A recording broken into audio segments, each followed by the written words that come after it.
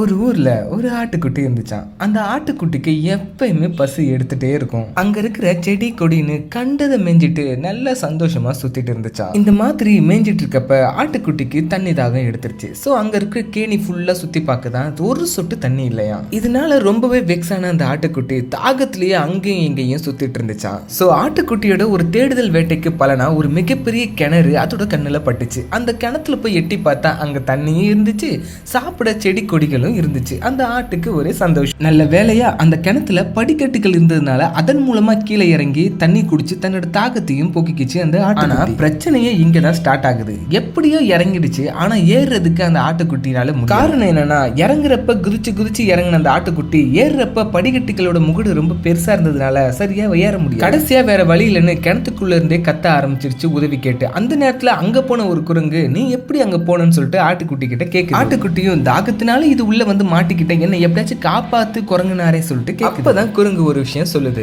பாக்குறதுக்கு கண் கவரா நல்லா இருக்குன்னு சொல்லிட்டு எந்த ஒரு விஷயத்திலும் நம்ம இறங்கிடக்கூடாது, எதா இருந்தாலுமே அலசி ஆராய்ஞ்சு தான் இறங்கணும்னு சொல்லிட்டு ஆட்டுக்குட்டிக்கு புத்திமதி சொல்லு. அதே நேரத்துல என்னாலேயும் உள்ள வந்து உன்னை காப்பாற்ற முடியாது, நான் உதவிக்கு வேற யாராச்சும் கூப்பிடுறேன்னு சொல்லிட்டு அங்கிருந்து ஆட்டுக்குட்டிக்கு ஒரு நம்பிக்கை சொல்லிட்டு கிளம்புது குரங்கு. இந்த ஸ்டோரியோட மாரல் என்னன்னா, ஒரு விஷயத்தை பத்தி நம்ம தெரிஞ்சுக்காம எப்பயுமே அதுக்குள்ள இறங்கக்கூடாது. பிகாஸ் அதன் பின்னாடி வரக்கூடிய விளைவுகள் அதனால மிக பெருசாவும் அமையும். ஆழம் தெரியாம எப்பயுமே காலை விட்டுறாதீங்க. இதை உங்களோட குட்டீஸ்க்கும் சொல்லிக் கொடுங்க. நம்ம இன்னொரு கதையில தொடர்ந்து பார்க்கலாம். Stay tuned.